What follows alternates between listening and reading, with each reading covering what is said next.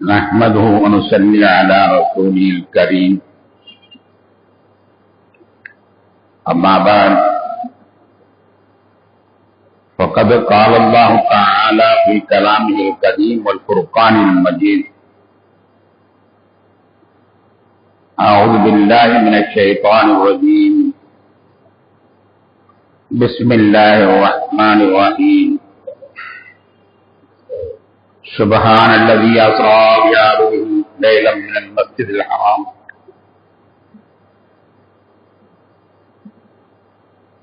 إلى المسجد الأقصى الذي باركنا حوله لنريه من آياتنا إنه هو السميع البصير صدق الله مولانا العلي العظيم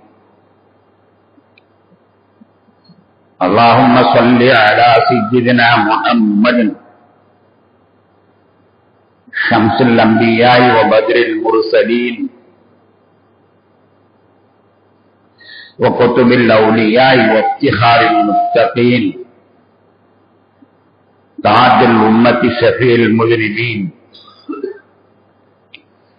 شفيعي يوم القيامة يا الله يا هادي سلام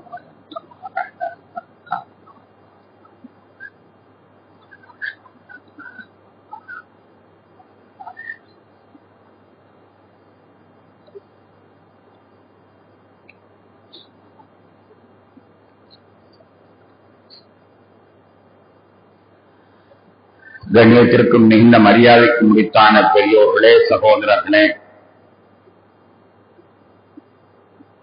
அல்லாஹ்வின் பேரருளால் பரக்கத்தான ஒரு மாதம் நம்மிடத்திலே வருகை புரிந்திருக்கிறது. இந்த மாதத்தின் முதல் பிறை தோன்றிவிட்டால் கண்மணி நாயகம் ஸல்லல்லாஹு அலைஹி வஸல்லம் அவர்கள் துஆ செய்வார்கள். அல்லாஹும்ம பாரிக் லனா ஃபீ ரஜப வ ஷஅபான் வ பல்லிக்னா ரமதான். யா அல்லாஹ், எங்களுக்கு ரஜபு மாசத்திலையும் ஷஅபான் மாதத்திலையும் பரக்கத்து செய்வாயாக. ரமலானை அடையும் பாக்கியத்தை எங்களுக்கு தருவாயாக என்று துஆ செய்வார்கள். அல்லாஹ்வினால் எல்லா உலமாக்களும் அந்த துஆவை ஒவ்வொரு பரதின் போதும் கேட்பதை நாம் பார்த்து வருகிறோம். ரஜபு பரக்கத்தான மாதம். பரக்கத் என்றால் இஸ்லாமியர்களுக்கு சொல்லித் தெரிய வேண்டிய அவசியம் இல்லை. குறைவான பணம் காசுகளிலேயே மிகப்பெரிய வேலைகள் நடைபெற்றுவிடும். மிக குறைவான பணச்செலவிலேயே மிகப்பெரிய வேலைகள் நடைபெற்றுவிடும். அதைத்தான் நாம் பரக்கத் என்று கூறுகிறோம். அந்த பரக்கத்தான மாதம் நம்மிடத்திலே வந்திருக்கிறது. எனவே நம்முடைய திருமண நிகழ்வுகளும் நம்முடைய புது இல்லங்கள் புகும் நாட்களும் புதிய வியாபாரம் துவங்குவதும் புதிய முயற்சி ஒன்று துவங்குவதும்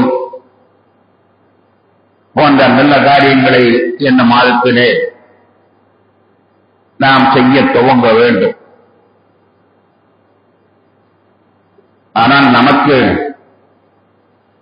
அல்லாஹ் ரசூல் சொன்னால் அது பிடிக்காது.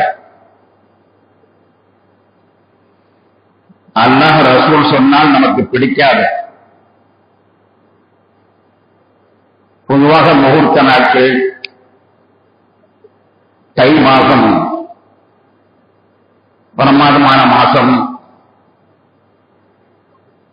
மார்கழி மாசம் மகிழ்ச்சியான மாசம் என்று சொன்னால் அதன் மீதுதான் நமக்கு கொஞ்சம் நம்பிக்கை ஜாஸ்தி, அதிகம். அதை முன்னிறுத்தித்தான் நம்முடைய நல்ல காரியங்களை பண்ணுவோமே தவிர அல்லாஹ் ரசூல் சொன்னதையெல்லாம் நம்பி நாம் செயல்படுவதில்லை. சரி, அது எப்படியே போகட்டும். ஆனால் என் மாதத்தினுடைய பரக்கத்தை தெரிந்தால் வைத்துக் கொள்வோமே.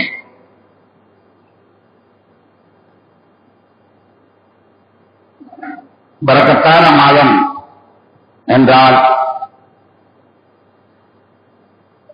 இந்த மாதமும் அடுத்தடுத்து வரக்கூடிய 2 மாதங்களும் எத்தகைய சிறப்புக்குரியவை என்பது நமக்கு தெரியும். இந்த மாதத்திலே சிறப்பான நாராஜுடைய இரவு வருகிறது. அதை அடுத்த மாதத்திலே மிகச் சிறப்பான பராசுடைய இரவு வருகிறது. அதற்கடுத்த மாதத்திலே மிகச் சிறப்பான மிகச் சிறப்பான லைலத்துல் கத்ர் இரவு வருகிறது. ஆக இந்த 3 மாதங்களும் கண்ணுள்ளே சிறப்பான நாட்களை பொய்ந்து வைத்திருக்கின்றன. கண்ணியத்திற்குரியவர்களே, இந்த மாதத்தினுடைய பரக்கத்தை நாம் அறிய வேண்டுமையானால் நான் ஆரம்பத்தில் வாசித்த வசனத்திலே அல்லாஹ் சொல்லுவான், நபிகள் நாயகம் ஸல்லல்லாஹு அலைஹி வஸல்லம் அவர்களை தன்னை சந்திப்பதற்கு அல்லாஹ் இந்த மாதத்தை தான் தேர்ந்தெடுத்தார். அல்லாஹ்வை சந்திப்பதற்கு மேராஜ் என்ற பெயரிலே அல்லாஹ்வை சந்திப்பதற்கு இந்த மாதத்தை தான் அல்லாஹ் தேர்ந்தெடுத்தான். அது மட்டுமல்ல, அவன் சொல்லுவான், பாரக்னா ஹவுலஹு, இப்பொழுது யுத்த மேகங்கள் சூழ்ந்து கொண்டிருக்கின்ற அந்த புனித பூமி சுற்றி பரக்கத்தான ஒரு பூமியாகும். அந்த ஜெருசலம் என்று சொல்லப்படுகிற அந்த நகரம் மிக மிக பரக்கத்தான விளைச்சல்கள், நீர்நிலைகள், தொழில் வளங்கள், நபிமார்களின் பலர்களை தங்கள் உள்ளே அடக்கிக் கொண்டு மிகப்பெரிய பரக்கத்தான இடங்கள். அந்த பரக்கத்தான இடங்களை சுற்றி வருவதற்கு ஆயாத்தினா நம்முடைய ஆயத்துகளை காட்சி தருவதற்கு இந்த மாதத்தைத்தான் நாம் தேர்ந்தெடுப்போம் என்று அல்லாஹ் கூறுகிறான். அல்லாஹ்வை சந்திப்பதற்கும் இன்னும் பரக்கத்தான இடங்களை கண்டுகணித்து வருவதற்கும் சொல்லப்போனால் ஒரு சுற்றுலா என்று கூட சொல்லலாம். நபிகள் நாயகம் ஸல்லல்லாஹு அலைஹி வஸல்லம் சென்ற ஒரே சுற்றுலா. அவர்கள் மக்கா மதீனாவை தவிர வேறு எங்கும் செல்லவில்லை. இந்த பைத்துல் மக்தஸிற்கு அல்லாஹ்வா அழைத்துச் சென்ற சுற்றுலா காட்டுகிறார். அப்படியானால் பிரயாணம் செய்வதற்கு மிக பரக்கத்தான காலம் இது. இதை அல்லாஹ்வே தேர்ந்தெடுக்கிறார் என்பது நமக்கு தெரிய வருகிறது. கண்ணியத்திற்குரியவர்களே, அது மட்டுமல்ல, நபிகள் நாயகம் ஸல்லல்லாஹு அலைஹி வஸல்லம் அவர்கள் ரஜப மாதம் பிறை நாளிலே கருவானார்கள். ரபியுல் அவ்வல் 12 உலகத்தின் முன்னால் முழித்தார்கள். ஆனால் அவர்கள் கருவானது ரஜப் பிறை 4 கருவானார்கள். அல்லாஹ் பரக்கத்தாக அவளை கருவாக்குவதற்கும் இந்த மாதத்தை தேர்ந்தெடுத்திருக்கிறார். ரஜப பிறை 4 கருத்தரித்தார்கள். அந்த ரஜப பிறை 4 என்ன கிழமையோ அந்த கிழமையில்தான் முதல் நோன்பு வரும். ரஜபுத்தரை 4 என்பது என்ன கிழமையோ அன்றுதான் முஹர்ரம் மாதம் முதல் நாளும் வரும். ரஜபுத்தரை 4ஆம் தேதி எந்த கிழமையோ அன்றைக்குத்தான் ரபியுல் 12 வரும். இணையேசருடைய ஆய்விலே கண்டுபிடிக்கப்பட்ட உண்மை. என்று பெருமானார்கள் அவர்கள் கருவானார்களோ அந்த கிழமைதான் ரமதானுடைய முதல் பிறைக்கும் வரக்கூடிய ரமதானுடைய முதல் பிறைக்கும் முஹர்ரம் மாதத்தினுடைய வருஷ பிறப்பினுடைய முதல் பிறைக்கும் நபிகள் நாயகம் ஸல்லல்லாஹு அலைஹி வஸல்லம் இந்த உலகத்தில் விழிப்பதற்கான உள்ள ரபியுல் 12 மூன்றுமே அதே கிழமையில் தான் வரும் என்று ஆய்வாளர்கள் கண்டுபிடித்திருக்கிறார்கள் என்றால் இந்த மாதத்திலே எத்துணை பரக்கத்து இருக்கிறது என்பதை அல்லாஹ்விடத்தில் மிகப்பெரிய பரக்கத்தான் என்று நமக்கு புரிய வருகிறது. கண்ணியத்திற்குரியவர்களே, இந்த மாதத்திற்கு இன்னொரு சிறப்பும் உண்டு. இதற்கு பேர் ரஜபுல் முரஜம், மகத்துவமாக்கப்பட்ட ரஜம். இதற்கு பெயரே ரஜபுல் முரஜம், மகத்துவமான ரஜபு மாதம். இது என்ன காரணமோ தெரியவில்லை, அரபத்திலேயே இது புனிதமான நாளாக இருந்திருக்கிறது. ஐயாமுல் ஜாஹிலிய்யத் என்று சொல்லப்படக்கூடிய முட்டாள்தனமான மக்கள் வாழ்ந்த காலத்திலே முட்டாள்கள்லாம் ஒன்று கூடி வாழ்ந்த அந்த காலத்திலே ரஜ மாதத்திற்கு ஒரு தனி பிரத்யேகம் இருந்திருக்கிறது.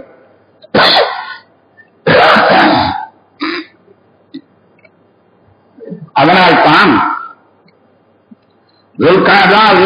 முஹர்ரம் 3 மாதத்தை சிறப்பான மாதம் என்று சொல்வார்கள். ஏனென்றால் ஹஜ்ஜை ஒட்டி வருகிறது. முஹர்ரம் ஹஜ்ஜை ஒட்டிய காலம், அது ஹஜ்ஜி புனிதமாயிருந்ததினால் அதோட சேர்ந்து இந்த 3 புனிதமாகிவிட்டது. ஆனால் ரஜபு மட்டும் தனியான ஒரு மாதம், இந்த தொடரை விட்டு அப்பாற்பட்ட ஒரு மாதம் ரஜபு. ஆனா அது அன்றைய காலத்திலே புனிதமாக மதிக்கப்பட்டிருக்கிறது. என்ன காரணமோ தெரியாது. ஐயாமுல் ஜாஹிலிய்யத் அறியாமை காலத்திலேயே ரஜபுடைய மகத்துவம் தெரிந்திருக்கிறது. அதே நபிகள் நாயகம் ஸல்லல்லாஹு அலைஹி வஸல்லம் அவர்கள் நம்முடைய மார்க்கத்திலும் அதுதான் என்று தொடர்பாக அனுமதித்து விட்டார்கள். ஆக ரஜப் என்பது அறியாமை காலத்திலேயே தேர்ந்தெடுக்கப்பட்ட ஒன்று என்பது மட்டுமல்ல, நபிகள் நாயகம் ஸல்லல்லாஹு அலைஹி வஸல்லம் ரஜப் என்பது அல்லாஹ்வுடைய மாதம். ரஜப் என்பது அல்லாஹ்வுடைய மாதம். அல்லாஹ்வோடு தொடர்பு கொள்ளக்கூடியவர்கள் இந்த ரஜப் மாதத்தில் அதிகமான இரவுகளிலே வணக்கங்களில் ஈடுபட வேண்டும். சிறப்பான இரவுகள் இந்த ரஜப் மாதத்திலே புரிந்திருக்கிறது. இறைநேசருடைய வரலாற்றை நீங்கள் புரட்டி பார்த்தீர்களே ஆனால் ரஜப் மாதத்தில் ஒவ்வொரு இரவுகளுக்கும் ஒரு தனித்தனியான வழக்கங்களை ஏற்பாடு செய்திருக்கிறார். ஆனால் அல்லாஹ்வுடைய மாதம் இது. அதை அடுத்து வரக்கூடிய ஷஅபானத்திற்கு நபிகள் நாயகம் ஸல்லல்லாஹு அலைஹி வஸல்லம் பெயரை அல்லாஹ் ரசூல் கொடுத்திருக்கிறார்கள். ரஜப் ஷஅபான் என்பது நபிகள் நாயகம் ஸல்லல்லாஹு அலைஹி வஸல்லம் மாதம். ரமலான் என்பது உம்மத்துகளுடைய மாதம். உம்மத்துகள் அல்லாஹ்விடத்தில் கேட்டுப் பெறுவதற்கான உம்மத்துகள் அல்லாஹ்விடத்தில் அதிகமான இபாதத்துகள் செய்து அல்லாஹ்வை நெருங்குவதற்கான உம்மத்துகள் நோன்பிருந்து தன்னுடைய வாழ்க்கையில் இன்ப துன்பங்களுடைய நெருடர்களை நிறைவு செய்வதற்கான ஒரு அற்புதமான மாதம். ஆக ரஜப் என்பது அல்லாஹ்வுடைய மாதம் என்றும், ஷாபான் என்பது ரசூலுல்லாஹ்வுடைய மாதம் என்றும், ரமலான் என்பது உம்மத்துடைய மாதம் என்றும் சிறப்பு பெயர் கொடுக்கப்பட்டிருக்கிறது. கண்ணியத்திற்குரியவர்களே, அருமை நாயகம் ஸல்லல்லாஹு அலைஹி வஸல்லம் அவர்கள் இந்த ரஜபை ரமலானுடைய முன் அறிவிப்பாக சொல்கிறார்கள் என்றால், ரமலான் வருவதற்கு முன்னாலேயே நாம் தயாராக ஆகிவிட வேண்டும். 3 மாசத்துக்கு முன்னாலேயே தயாராகும். ஒரு வீட்டில் கல்யாணம் வருகின்ற கல்யாணத்துக்கு நாள் குறித்ததிலிருந்து, அரிசியை சேர்ப்பதிலிருந்து, மாவிடிப்பதிலிருந்து, வீடுகளிலே தயாராகுவதை பார்க்கிறோம் அல்லவா? அதுபோன்று ரமலான் வருவதற்கு முன்னாலேயே ரஜபிலேயே தயாராக வேண்டும். ரஜபில் 3 தயாரிப்பு. ஒன்று உடல் நலத்தை தயாராக வைத்துக் கொள்ள வேண்டும். ரமலான் வருகிறது. உனக்கு சுகர் இருக்கிறதா, அது பிரஷர் இருக்கிறதா, இல்ல இன்னும் இதெல்லாம் டிபி இருக்கிறதா, ஏதாவது நிரந்தரமான நோயாளியா, ரமலான் வருவதற்கு முன்னால முழு செக்கப் எடுத்துக்க, ரஜபிலேயே செக்கப் எடுத்துட்டு ரமலான் வரும்பொழுது எந்த குளர்வையும் ஏற்படக்கூடாது. நோன்பு நல்லா வைக்கணும். நோன்பு நல்லா வைப்பதற்காக வேண்டி ரஜபிலேயே நீ உன்னுடைய உடலை தயார் நிலையில் வைத்துக் கொள்வதற்கான முன் ஏற்பாடுகளை செய்து கொள். உண்மையிலேயே ரமலான் வருவதற்கு முன்னாலேயே ரஜபிலேயே பிரஷர், சுகர் எல்லாமே செக் பண்ணி உடம்பை ஒரு முழு டெஸ்ட் எடுத்துக்கொண்டு என்னென்ன கூட இருக்கிறது, குறை இருக்கிறது என்பதை உண்மையிலேயே அவனுக்கு ரமலான் மீது அக்கறை இருக்குமானால், ரமலான் நோன்பிலே தடை வந்துவிடக் கூடாது என்ற ஆசை இருக்குமானால் அதற்கு தயாராகுவதற்கான மாதம் இந்த ரஜப் மாதம். இரண்டாவதாக, இந்த ரஜப் மாதத்திலே அதிகமாக உழைத்து சம்பளம் நிறைய சம்பாதிக்க வேண்டும். ஏனென்றால் ரமலான் வரும்போது கையை பிசைந்து கொண்டு இருக்கக்கூடாது. நிறைய தர்மம் வேணும். நிறைய தர்மம் வேணும்னா பணம் வேணும். பணம் வேணும் முதல்ல சேர்த்து வைக்கணுமா இல்லையா? அந்த மாதத்துல வரக்கூடிய வருமானம் நம்ம குடும்பத்துக்கே பத்தாது. ஏன்னா எல்லாருக்கும் நல்லா தெரியும், ரமலான் மாதத்துல செலவு அதிகமாகும். சாதாரணமாக ஒரு வீட்டில் 5000 ரூபாய் செலவு என்றால் ரமலான் மாதத்துல 10,000 ரூபாய் செலவாகும். தெரிஞ்சது தானே. சாதாரண மாதத்துல 5000 என்றால் 10,000 செலவாகும். அப்ப ரமலான் மாதத்துல செலவு அதிகமாகும். அப்ப அந்த நேரத்துல அந்த மாச சம்பளத்தை வச்சு நம்ம ஈடு செய்ய முடியாது. நம்ம என்ன செய்யணும்னா 2 மாசத்துக்கு முன்னாலே ரஜபிலேயே நீங்க அதிகமா உழைச்சுக்கோ, நிறைய உழைச்சுக்கோ, பணத்தனையை சம்பாதிக்கோ. ரமலானிலே கையை பிடிக்காத அளவுக்கு தாராளமாக நீ ஏழைகளுக்கு அன்னதானம் செய்து 1க்கு 70 மடங்கு நன்மை பெற முடியும். அதனால் உடல்நிலையிலே பணம் நிலையிலே தயாராகுவதற்காக வேண்டியும் இந்த ரஜபை சிறப்பாக எடுத்துக் கொள்ளப்பட்டிருக்கிறது. உடல்நிலையை தயாராகுவதற்காக ரஜபை சிறப்பாக எடுத்துக் கொள்ளப்பட்டிருக்கிறது. அதே போன்ற வேலையின் பழுவை குறைத்துக் கொள்வதற்காக ஆபீசர்கள் எல்லாம் இருப்பார்கள் என்றால் அவர்கள் நிறைய ஃபைல்ல பார்க்க வேண்டியிருக்கும், பல இடத்துல கையெழுத்து போட வேண்டியிருக்கும். எதுவா இருந்தாலும் ரமலான் மாத்திர போட்டு வேலை அதிகமா இருக்கு, என்னால அமல் செய்ய முடியல, வேலை அதிகமா இருக்கு, என்னால் அமல் செய்ய முடியல, நான் அந்த வயது பார்க்க வேண்டியது, இந்த வயதை பார்க்க வேண்டியது இருக்காத. ரஜபிலேயே நீ தயாராயிடும். ரஜபிலேயே எல்லா ஃபைல்களையும் நகைச்சு விட்டுட்டு ரமலான்ல வேலையை இருக்கக்கூடாது. சும்மா எல்லா வேலையும் நீ முதல்ல ரஜம் மாசத்திலே பார்த்துக்கோ. அப்ப ரஜம் மாசத்திலேயே எல்லா வேலையும் பார்த்துட்டா மிச்சம் 1-2 மிச்சம் இருக்கிறது சாமான பார்த்து ரமலான் மாசத்துல ஃப்ரீயா. ஆக ரமலான் மாசத்துல வேலை பழுவும் ஃப்ரீயாக இருக்க வேண்டும். உன்னுடைய உடல்நலம் நடுநிலையாக சிறப்பாக இருக்க வேண்டும். உன்னுடைய பண நிலையம் நன்றாக இருக்க வேண்டும் என்றால் ரஜபிலேயே நீ முயற்சி. அதைத்தான் நபிகள் நாயகம் ஸல்லல்லாஹு அலைஹி வஸல்லம் சொல்றாங்க, ரஜப் வந்தால் பரக்கத்துடைய மாதம், ரமலானுடைய வாட வந்துச்சு. கல்யாணத்துக்கு 3 மாதத்துக்கு முன்னாலே நீ தயாராக எவ்வளவு பெரிய பாக்கியம் ரமலான்ல கிடைக்கும் போது உனக்கு தெரியும், முஸ்லிம்களுக்கு தான் தெரியும் ரமலான்ல எவ்வளவு பாக்கியம் இருக்கிறது என்று.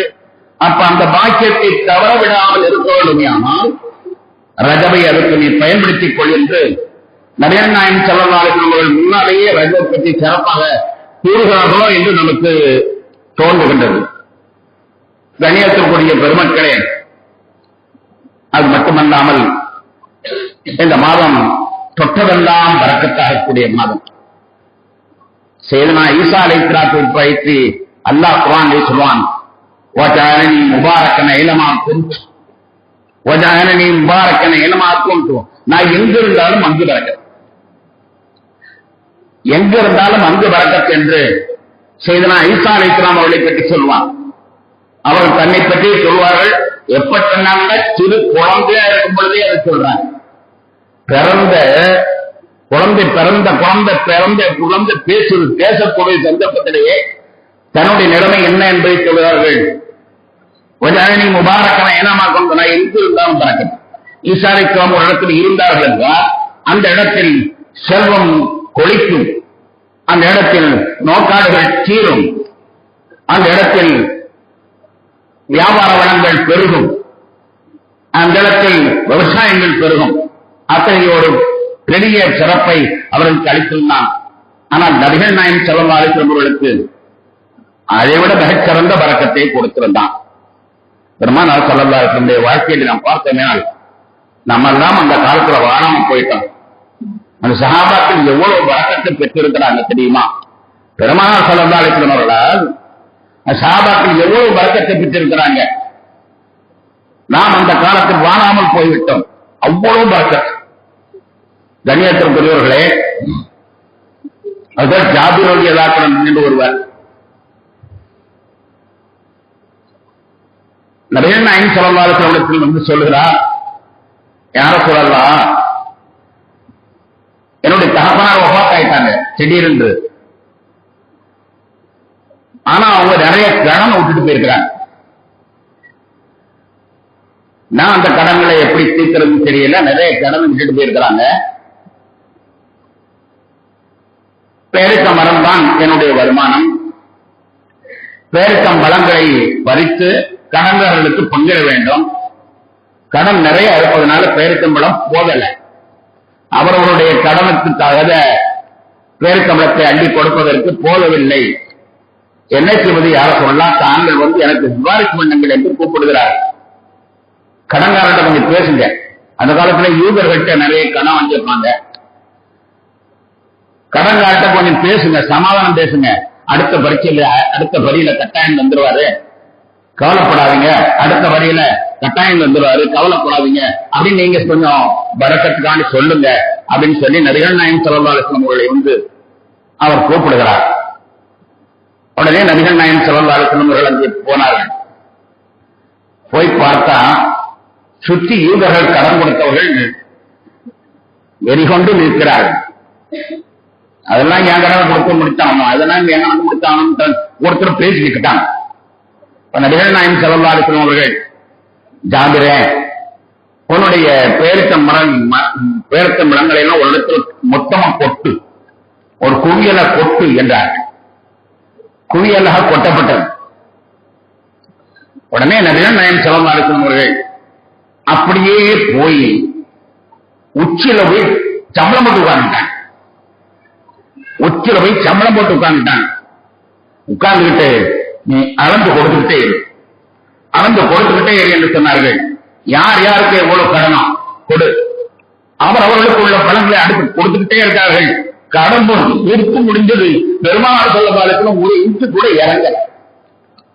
கடன் பூரா கொடுத்து முடித்தது. நபிகள் நாயகம் ஸல்லல்லாஹு அலைஹி வஸல்லம் ஒரு இன்ச்சு கூட கீழே இறங்கின. அவங்களுடைய உயரம் குறையல. அவ்வளவு கடன் கொடுக்கப்பட்டு விட்டது. இந்த பலம் பூராமே மிச்சம்.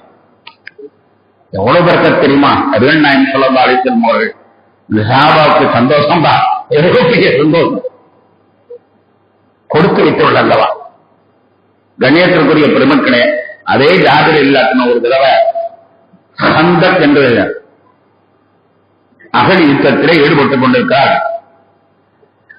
ஹந்தக் ஒரு பெரிய கஷ்டகாலமான ஒரு யுத்தம். என்ன தெரியுமா? திடீரென்று எதிரிகள் 10,000 பேருக்கு மேல வந்துட்டாங்க. மதீனாவுல அத்தனை நபர்கள் இல்ல. மதீனாவை சூறையாடிடுவாங்க. இப்ப என்ன செய்யறது? அவங்கள உள்ள நுழைய விடாம நம்ம சுத்தி கோட்டைய அகழிய தோண்டிடுவோம். கோட்டையில் பாதுகாப்புக்கு அகழி தோண்டுவதை போன்று ஊரை சுற்றி அகல தோண்டிடலாம். ஊரை சுற்றி அகழி தோண்டிடலாம். பெரிய பள்ளம் தோண்டிட்டான். அப்ப அந்த எதிரிகள் வரும் பொழுது நம்ம அம்பு வைத்தவர்களை எல்லாம் அடிச்சிடலாம். மொத்தமா திடீரென்று 10,000 பேர் வந்தா நம்ம ஊரை சூறையாடிடுவாங்க. அதனால வரவிடாத அளவிற்கு இந்த செய்தி முன்னால தெரிந்த உடனேயே அகழி தோண்டுவது என்ற ஒரு பணியை பெருமானார் ஸல்லல்லாஹு அலைஹி வஸல்லம் ஆரம்பித்தார்கள். இத்தனை நாள் இத்தனை அடி தோண்டிவிட வேண்டும் என்பதாக நிர்ணயித்து விட்டார்கள்.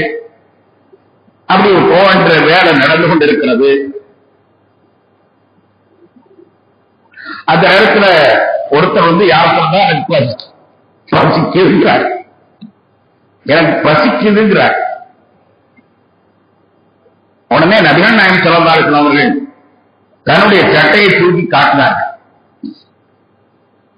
காட்டினா அதுல 3 கற்கள் வைத்து கட்டப்பட்டிருக்கிறது.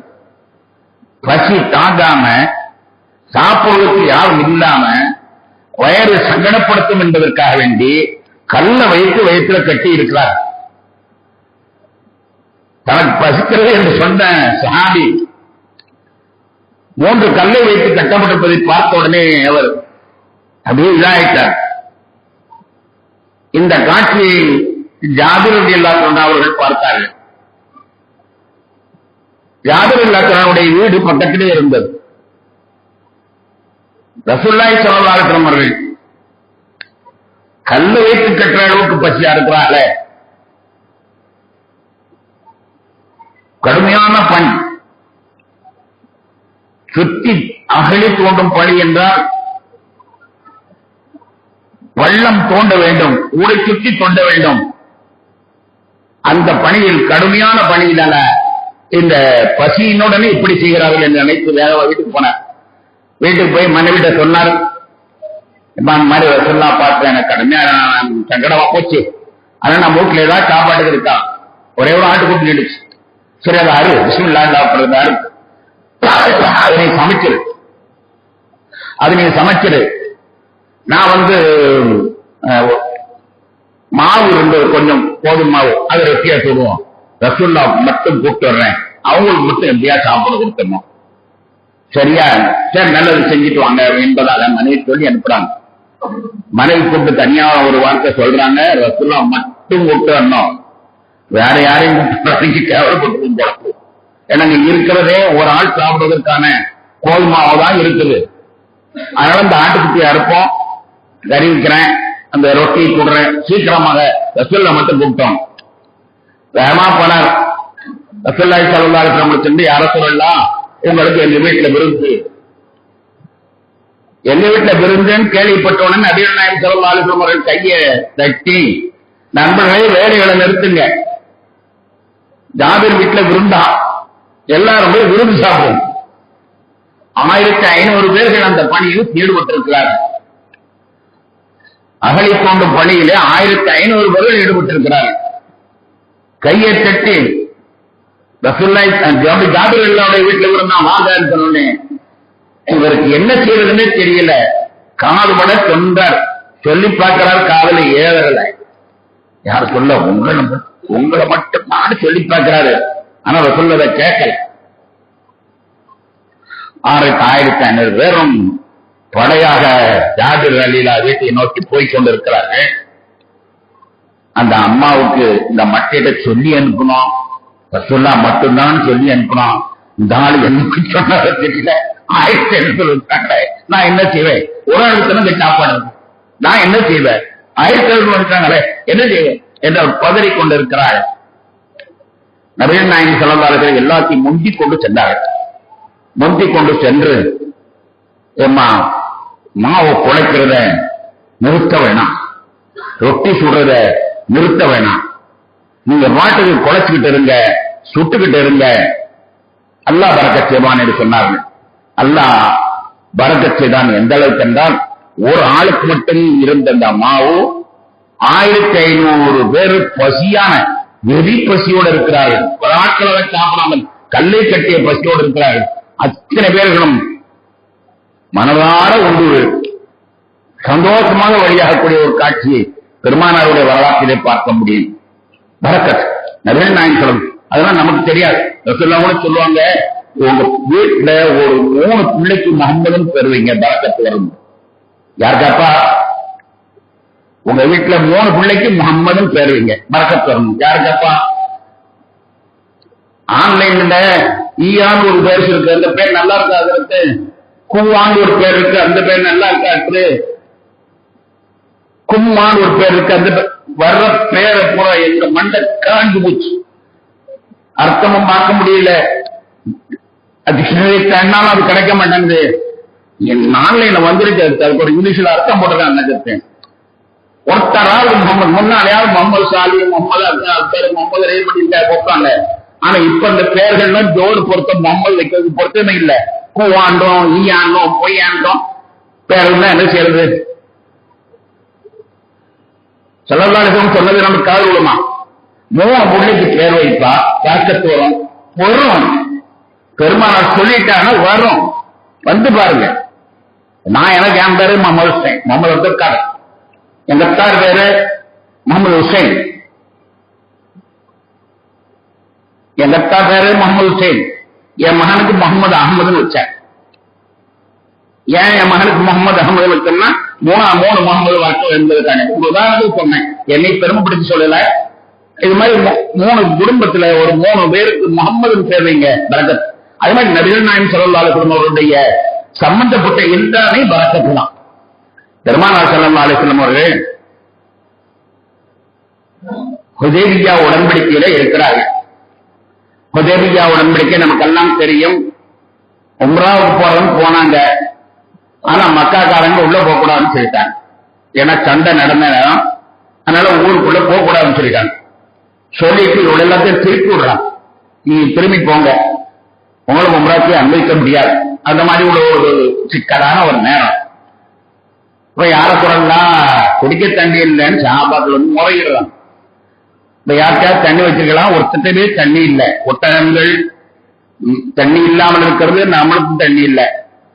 பெருமானார் ஸல்லல்லாஹு அலைஹி வஸல்லம் உதவி செய்வதற்காக ஒரு தண்ணீர் இருந்தது. அந்த தண்ணீரை நபிகள் நாயகம் ஸல்லல்லாஹு அலைஹி வஸல்லம் வாங்கினார்கள். வாங்கி அவருடைய கையை அதுக்குள் வைத்தார்கள். வைத்து விட்டு தண்ணியை அப்படியே கவுத்துக்கிட்டே இருங்க, அந்த கேட்டர்ல இருந்து தண்ணீரை கோத்துக்கிட்டே இருங்க என்று சொல்கிறார்கள். அவருடைய கரம் உள்ளே இருக்கிறது, தண்ணி கவுத்து கொடுக்கப்பட்டுக் கொண்டிருக்கிறது. 1500 பேரும் குடித்தார்கள். ஒட்டகங்களுக்கும் தண்ணீர் பாய்ச்சினார்கள். வேண்டுங்கிற அளவிற்கு தண்ணீரை சேமித்துக் கொண்டார்கள். பெருமானார் கரத்தில் இருந்து ஒரு நதி ஓடிக்கொண்டிருந்ததை நான் பார்த்தேன் என்று எல்லா சஹாபாக்களும் இருக்கிறார். பரக்கத், பெருமானார் ஸல்லல்லாஹு அலைஹி வஸல்லம் பரக்கத். பெருமானார் ஸல்லல்லாஹு அலைஹி வஸல்லம் அவருடைய பரக்கத்து வரலாறுகளை பார்த்தால் ரொம்ப அற்புதமாக இருக்கிறது. அவருடைய பணியாளர் அனஸ் ரலியல்லாஹு அன்ஹு 10 வருஷம் அவங்க பணி, சின்ன பையனா கூட பணிகாண்டி இருந்தாங்க. அதற்கு அனஸ் ரலியல்லாஹு அன்ஹு அவன் அம்மா கூட்டு வர்றாங்க. யார சொல்றா, அவங்க பொடிப்பைகளுக்கு கொஞ்சம் துவா செய்யுங்க, உங்க பொடிப்பைகளுக்கு கொஞ்சம் துவா செய்யுங்க. பொடிப்பையனா வேலை பார்த்துக்கிட்டு இருக்க பையன் சொல்றான், பொடிப்பையனுக்கு கொஞ்சம் துவா செய்யுங்க. உடனே ரசூலுல்லாஹி ஸல்லல்லாஹு அலைஹி வஸல்லம் அவர்கள் தலையில கை வச்சு அல்லாஹும்ம பாரிக் லஹு ஃபீ உம்ரிஹி வ மாலிஹி வ வலதிஹி, வேற ஒண்ணும் இல்லை. அல்லாஹ் பாரிக் லஹு ஃபீ உம்ரிஹி வ மாலிஹி வ வலதிஹி, யா அல்லாஹ் இவனுக்கு பரக்கத் செய், உன்னுடைய வாழ்நாளையும் பரக்கத் செய், இவருடைய பொருளிலையும் பரக்கத் செய், இவருடைய பிள்ளைகளையும் பரக்கத் செய். அவ்வளவுதான், துவா செய்தாங்க, அவ்வளவுதான். அதற்கு அனுசரில்லாத பெருமானுடைய துவாவை பெற்றதினால் என்ன ஆனது தெரியுமா? சஹாபாக்களிலேயே கடைசியாக வஃபாத்தானது ஹஜ்ரத் அனஸ் ரலியல்லாஹு அன்ஹு. 1,24,000 சஹாபாக்கள் இருக்கிறார்கள். எல்லா சஹாபாக்களிலேயும் கடைசியாக வஃபாத்தானது சேதனா அனஸ் ரலியல்லாஹு அன்ஹு. பெருமானார் ஸல்லல்லாஹு அலைஹி வஸல்லம் ஆயுளிலே பரக்கத் செய்தார், குழந்தைகளிலே பரக்கத் செய்ய சொன்னார்கள். அவர்களுக்கு 100 பேர குழந்தைகள், 100 பேர குழந்தைகள். பேர் சொல்லி அடிக்க முடியாது. 1 2 3 4 5 அப்படிதான் சொல்லணும். 100 பேர குழந்தையை பார்க்கிறது வரைக்கும் நான் மூத்தாளே என்று அதற்கு அனுசரில்லாக இருக்கிறான். அவ்வளவு குழந்தை செல்வம். அவர்களுடைய பொருளிலே பரக்கத்தை அல்லாஹ் செய்துவிட்டார். அவர்கள் ஒரு தோப்பு இருந்துச்சு. அந்த தோப்பு, எல்லா தோப்பும் வருஷத்துக்கு ஒரு தடவை பேரித்தம்பளம் காய்க்கும் என்றால், அனுசரி இல்லாவுடைய தோப்பு வருஷத்துக்கு 2 தடவை பேரித்தம்பளம் தான். வருஷத்துக்கு 2 தடவை. அதுல ஒரு பேரித்தம்பளம் எப்படின்னா, அதுல மல்லிகைப்பு மனம் சேர்ந்து வரும்.